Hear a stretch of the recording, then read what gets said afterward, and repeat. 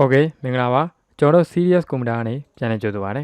ဟုတ်ပြီကျွန်တော်ဒီတစ်ခေါက်သင်ခန်းစာမှာ Unicode string နဲ့ ASCII ရဲ့ထူးခြားချက်ကိုပြောခဲ့ပြီဘယ်မှာပြခဲ့လဲဆို Microsoft Word Microsoft PowerPoint Notepad Okay မနော်ဟုတ်ပြီအဲ့ဒီမှာတော့အဲ့လိုတွေ Unicode လို့ခြင်းအဲ့လိုရရတယ်ကဲကျွန်တော်တို့ခုပြောနေတဲ့ Python programming ပါဩ Unicode တွေထွက်ချင်တယ်ဆိုရင် Unicode တွေကိုကိုစားပြုပြီးတော့ပြချင်တယ်ဆိုရင်ကျွန်တော်တို့ဘယ်လိုရေးရမလဲရှင်းရှင်းလေးပဲကျွန်တော်ရှေ့မှာslide 41လောက်မှာလား40လောက်မှာလားstring representation ခဏလေးနော် okay ခဏလေးပါဒါက number ဘယ်တွေရောက်ကုန်လားတော့ okay ဒီမှာကြည့် ASCII sequence မှာ ASCII sequence ကာလိုက်တာတွေမှာဟုတ်လားထူးခြားတဲ့ကာလိုက်တာကျွန်တော်တို့ Unicode ကိုရေးပုံချင်း3မျိုးတွေ့တယ် /u ခံပြီးတော့ Unicode မှာသူက encoding တွေပါရှိရနော်64 bit နဲ့ရေးထားတဲ့ Unicode လား hexadecimal value နော်hexadecimal ကိုပဲ64 bit နဲ့ရေးထားတဲ့ value လား32 bit နဲ့ရေးထားတဲ့ value လားဆိုတာရှိသေးတယ်ဟုတ်ပြီနော်u အကြီးနဲ့ u အသေးဟုတ်ပြီ /u အသေးနဲ့ /u အကြီးနဲ့နောက်တစ်ခု /n ဆိုတဲ့ Unicode character name ကြီးနဲ့တိုက်ရိုက်သွားတယ်နဲ့ Unicode ရေးပုံရေးနေဘယ်နှနည်းရှိလဲဆိုရင်3နည်းရှိတယ်နောက်တဲ့ character တွေအမှ outer value တွေနဲ့ဘာလုပ်လို့ရတယ်ရေးလို့ရတယ်ကဲအဲ့ဒါထားတော့ကျွန်တော်ရှေ့ကိုဆက်သွားမယ်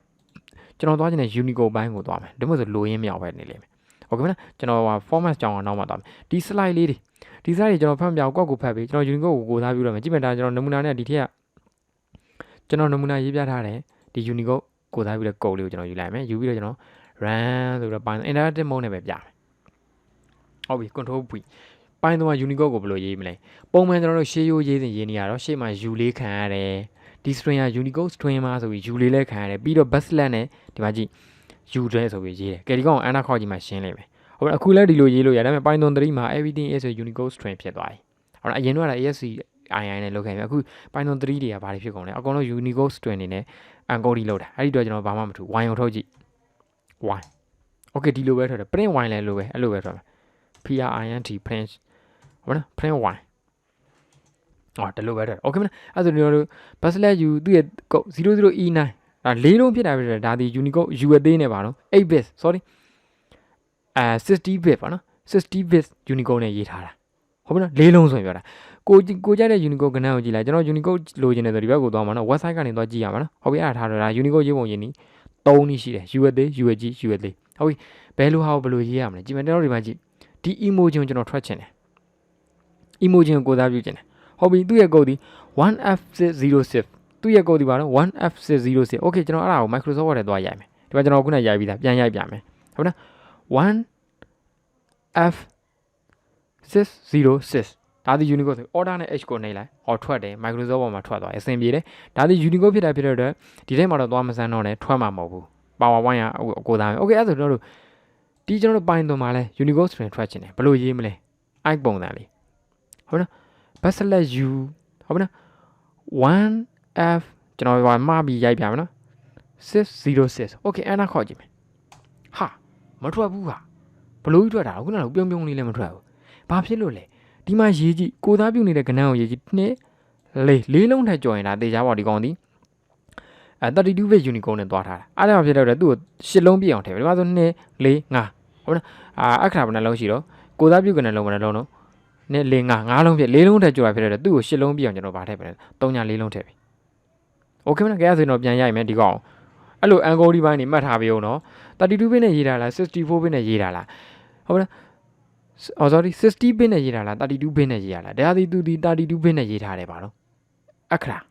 ဟုတ်လား Unicode အခရာ okay အဲ့ဒီအတွက်32 bit ဖြစ်မှာဖြစ်တယ် u ဘာတော့ကတော့ကြီးရတယ်ဒီနား u သွားသေးလို့မရ u သေးလိုက်အောင်ရတယ် u သေးနမူနာပြမယ်နော်u သေးပြီးတော့ကျွန်တော်000အားလုံးကဏ္ဍဘယ်နှလုံးဖြစ်ရမှာ10လုံးဖြစ်ရမှာရှေ့ကို0ထည့်ပြီလိုတာ0ထည့်ပြီဒါ bit တွေ byte တွေနားမလဲဒီမှာဆိုလို့အနာခေါက်ကြည့်ဟောဒီလိုကြီးထွက်တယ်ဘာဖြစ်လို့လဲ001f606 okay သူအမှန်တိုင်းမှာသူနားမလဲတာ okay မနော်ဟုတ်ပြီနော်အမှန်တိုင်းသူနားမလဲဒါသူက byte array ကိုပဲသူပြန်ပြတာ okay အဲ့ဒါကျွန်တော် u ကြီးထားလိုက်မယ် control c control v သူမှန်ကန်ထွက်အောင်တော့ string representation အရေးကြီးရတယ်လားဒါလေးတွေကဘာတိဘာသာကြော်သွားလို့ရဒါ UI အနေနဲ့ရင်ဒီ design လေးတွေလိုတာပေါ့အယုတ်လေးတွေလက်ကားတော့ရတယ်ဟောပြုံးလေးထွက်မလားဟုတ်လားထွက်လာတယ် okay ပထမတနည်းအဲ့မှာ u အသေးနဲ့ရေးမယ် u ကြီးနဲ့ရေးမယ် 64 bit နဲ့ရေးထားတဲ့ကောင်းနေဆိုဘာနဲ့ရေး U အသေးနဲ့ရေးဒါဆို32 bit နဲ့ရေးထားတဲ့ကောင်းနေဆိုရင် U အကြီးနဲ့ရေးဟာ 64 bit နဲ့32 bit နဲ့ဘယ်လို꿰ရမှာလဲဒီမှာကိုစားပြုထားတဲ့ခဏလုံးနှလုံးနဲ့ဆိုတေချာပေါ့ဒါဒီလေးလုံးအောက်ဆိုတေချာပေါ့ဒါဒီဘာပဲနဲ့ဆိုလဲ64 bit နဲ့ရေးထားတာဟုတ်နော်လေးလုံးနဲ့ကြော်တယ်ဆိုတေချာပေါ့32 bit နဲ့ရေး32 bit နဲ့ရေးထားတဲ့ကောင်းဆိုရင်10လုံးပြောင်းတော့က0ထည့်ပြီဒီမှာလဲနှလုံးနဲ့ပေါ်တယ်ကိုစားပြုထားတဲ့ကောင်းဆိုရင်လေးလုံးပြောင်းတော့က0နှလုံးထည့်ပြီ sorry ရှေ့ရ0နှလုံးထည့်ပြီဒါပဲโอเคကဲဆိုရင်တော့ထူးနိမ့်နဲ့သွားကြည့်မယ်3နည်းလုံးကျွန်တော်ရေးပြမယ်ဒီကောင်ရဲ့နိမ့်ကိုကြည့်လိုက်ဟာဒီကောင်နိမ့်ရတလို့ကြီးအဲ့ဒါပြုံးကောင်ပဲယူလိုက်မယ်နော်နာမည်ရှည်ကြီးကနာမည်ရခက်တယ်လေဒီကောင်ကိုကျွန်တော် copy ယူမရိုက်တော့နိမ့်ကိုလည်းယူလို့ရတယ် Unicode string ရေးသားပုံရေးသားနေ copy ယူပြီးတော့ကျွန်တော်နိမ့်နဲ့ Unicode နိမ့်နဲ့ရေးမှဖြစ်တဲ့အတွက်သူ့မှာရေးသားပုံရေးသားနေရှိတယ် backslash n အကြီးပြီးရင်တော့ curly bracket ထဲမှာကိုသုံးမဲ့ Unicode နိမ့်ကိုထည့် enter ခေါ်လိုက်ခုနကောင်ကြီးမဲချုံကြီးနဲ့ပြလိုက်မယ်ဟောအတူတူပဲဒါဒီ Unicode string ဘာလို့မလုပ်နိုင်လို့ရေးသားပုံရေးသားနေโอเคမယ်နော်โอเคမယ်အဲ့လိုကိုသားပြလိုက်ရမယ်အဲ့ဆိုကျန်တဲ့အခါတွေလည်းအဲ့လိုသွားရုံပဲစိုက်တိုင်းမှာလည်းဒါခုဒီတကယ်ကလာဒီစိုက်တိုင်းတော့လည်းသုံးဝင်လိမ့်မယ်နော်ကိုလိုချင်တဲ့ထူးခြားခြားအခါ root တွေ square root တွေပိုင်နေကဲပိုင်တကယ်တိုင်းကျွန်တော်ရိုက်ချင်တယ်ပိုင်တကယ်တိုင်းကျွန်တော်ရိုက်ချင်တယ်ဒီမှာကြည့်ပိုင်ထွက်ချင်တယ်ဆိုပိုင်ဒီ backslash u ခုနမေ့သွားပြီဗျ0c 03c0 ဒါပိုင်ရဲ့တကယ်တာပဲဟုတ်ပါ့အနာခေါက်ကြီးဘာထွက်လာပိုင်ကြီးထွက်လာโอเคမယ်နော်โอเคမယ်နော်သူ့ကိုကြတော့ Unicode backslash u အကြီး300လို့မလို့လေဒီကောင်ဒီဘာဘစ်နဲ့ရေးထားတော့32 sorry 60 နဲ့ရေးထားတာဖြစ်တယ်16 bit နဲ့ရေးထားတာဖြစ်တယ်သူဒီ u အသေးမင်း16 bit နဲ့32 bit နဲ့ရေးတာမင်းဘယ်လိုလုပ်ဒီ၄လုံးကျော်ရင်ကိုသားပြုကနေ၄လုံးကျော်ရင်ဒါဟွာပဲဟုတ်ပါလား32 bit နဲ့ရေးတယ်ဘာကြည့်ဒါ၄လုံးကျော်နေရလေကိုသားပြုကနေ၄လုံးကျော်နေသူ့ကို10လုံးပြောင်းပေါင်းပေးလိုက် u ကြီးနဲ့ရေးလိုက်အဲ့လိုရေးလို့လည်းရတယ်နိမ့်နဲ့ရေးလို့လည်းရတယ်โอเคမယ်နော်အခုကကြောင်ကြီးထွက်ချင်တယ်ကျွန်တော်ဒီနမူနာမှာလည်းကြောင်ထွက်တာတွေပါပြီးသားနော်ဒီမှာကြည့်ဒီနမူနာကိုကြည့်လိုက်ဒီ slide တွေကွက်ကိုလိုက်ဖတ်ပြီအကုန်သဘောတရားအတူတူပဲဒါကျွန်တော် Unicode ရဲ့ထူးခြားချက်လေးကျွန်တော်သိစေချင်လို့ဒီတိုင်းလေးအကုန်စုံအောင်ပြလိုက်ဒီမှာကြည့်ဒါ AE ဆိုတာလက်တိန်ဘာသာတကိုင်းဒီလိုနဲ့ထွက်တယ်โอเคဒီမှာဆိုတာဒီကောင်ဆိုတာဟွာလေးပဲသင်္ကေတလေးတစ်ခုပဲဒါပေမဲ့ဒီကောင်ဒီ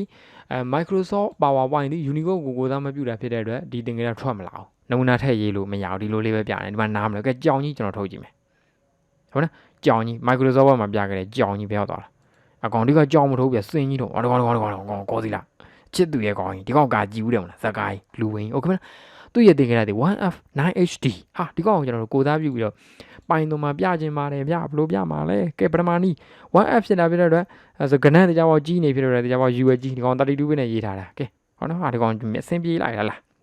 းဟုတ်ပြီကအချိန်ရသေးလားမသိအရာလည်းကျွန်တော်ဒီကြောင်ဒီလူဝင်းကိုကျွန်တော်ထုတ်ကြည့်အောင်မယ်အပြင်းပြေးဟုတ်ပါနော်1F9HD ဒီရဲ့ကြီးဒီကကြီးသေးရတယ်9 1F sorry နော်ကျွန်တော်ဟိုဘက် F နဲ့ရောနေ 1F9HD နော် 1F9HD 1F9HD အကြီးဒီတိုင်းထုတ်မထွက်ဘူးဘာဖြစ်လို့လဲအဲ့နာခေါအဲ့ဒါတက်တယ်ဟုတ်တယ်လေ USG ဒီဘာကိုသားပြမှာတော့ဒီမှာကြည့် H88 ကိုကြည့်လိုက်နည်း4 6 8လုံးရှိရမယ်ဒီမှာ8လုံးမရှိဘူးနည်း4 5လုံးမရှိတော့ဘယ်နှလုံးလို့3ညာ3လုံးလို့တယ်ဒါပဲcopy ပြန်ယူ control C ဒီကောင်အကျချက်အောက်လေးပဲကတ်ကြည့်ပြီလဲနော် control V ဟုတ်ပြီ0ထည့်ပြီ3ညာ3လုံး000ဟောဒါပထမနည်းနဲ့ရေးလိုက်ပြီကောစီလာကြီးထွက်လာပါပြီဗျာ။ကောစီလာကြီးပြုံးရကဒီကောင်ကိုကျွန်တော် name နဲ့သွားမယ်။ name နဲ့ကိုစားပြုခြင်းတယ်ဆိုဒီလိုသွားမယ်။ backslash n curly bracket အဲ့လို Unicode string တွေလိုချင်တဲ့ Unicode string တွေကိုကျွန်တော်တို့အဲ့လိုသွားလို့ရတယ်ဆိုတော့နိုင်နိုင်ချွတ်နားလဲသွားတယ်ဒီကောင်နာမည်ကြည့်လိုက်အောင်ကောစီလာတချို့ကောင်လေးတွေဟေးမရိုက်တော့ဘူးနော်ဒီလိုလေးရိုက်လိုက်ရင်သူဒီဘာထွက်လာမလဲပဲကောစီလာကြီးထွက်လာကြောင်ရရင်ကြောင်ထွက်ဒါကျွန်တော်တို့ Unicode name သိရဆိုရင်အဲ့လိုကိုစားပြုပြီးတော့ယူလို့ရပါတယ်ဗျာ okay မယ်နော်ဒါဒီကျွန်တော်တို့ Python program ကြီးမှာ Unicode ကာရိုက်တာတွေယူသုံးလိုက်ပြီဟာယူသုံးလိုက်တော့မြင်ပါကြွေးကျွန်တော်တို့ UI အနေနဲ့သုံးတဲ့ချိန်မှာဒီလိုကာရိုက်တာဒီလို icon လေးတွေကကျွန်တော်တို့အတွက်okay ဘယ်လောက်အသုံးကြလဲဆိုနားလဲပါလေမြ Unicode string ကျွန်တော်အသုံးကြလို့ပါဗျာကဲနောက်တစ်ခါမှကျွန်တော်နောက်ထပ် Unicode နဲ့ပတ်သက်ပြီးတော့သင်ခန်းစာတစ်ခုသွားမယ်မသွားခင်မှာကြည့် Unicode နဲ့ပတ်သက်ပြီး Unicode website ကိုဝင်ကြည့်ရမယ်ဟာ code တွေဘယ်လိုရှိလဲအသေးပုံလေးလိုချင်လား 1F54A လို့ရိုက်ဟုတ်နော်အသေးပုံလေးက Microsoft မှာလိုချင် 1F5A4 5A4 1F5A4 မှတ်ထားလိုက်ညံကောင်းတာဆိုတော့ဟလား1ဒီလိုပြော 1F5A4 5A4 ရောက်လာ order h နေလိုက်အသေးပုံလေးထွက်ကိုယ်တိုင်တော့ဆွဲတယ်မလို့ okay မနော်ဒီဖောင်ကြီးကိုကျွန်တော်ဖောင်သဘောတရားဖြစ်တဲ့အတွက်သူ့ကိုကြိုက်တယ်လို့ဖောင် ကြိုက်တယ်လို့စီမံခန့်ခွဲလို့ရတယ်ဗျာဖောင်သဘောတည်းဖြစ်တဲ့အတွက်ဖောင်နဲ့ဝင်ပြီးတော့ဖောင်ပိုင်းဆိုင်တော့အယောင်အသွေးလုပ်လို့ရအောင်မယ်အသေးလေးနီးသွားပြီโอเคမယ်နော်ဒါဒီပင်ကျွန်တော်တို့ဘာရဲ့ဟွာလဲ Unicode နဲ့ ASCII ရဲ့ကွာဒီလိုအသေးပုံ ASCII အန်ကိုဒီနဲ့လိုချင်လို့မရတော့ PowerPoint မှာလိုချင်လို့မရတော့ရတာပေါ့ကွာမင်းဒီမှာ insight ကနေဒီလိုကောက်ဆွဲလိုက်ရတာအဲ့ဒါပြောရမှာမဟုတ်လေကျွန်တော်တို့ဒါ Unicode ကလိုက်တာဟုတ်ပြောတာโอเคမယ်နော်ကားတာသဘောကိုစားပြုနေတယ်ဟာကိုပြောတာပါဗျာโอเคအဲ့ဆို thank you ဗျာကျွန်တော်နောက်တစ်ခေါက်သင်ခန်းစာမှာလေ Unicode သင်ခန်းစာလေးထပ်သွားမယ်နည်းနည်းလိုရတာလေးရှိတယ်โอเค thank you ဗျာ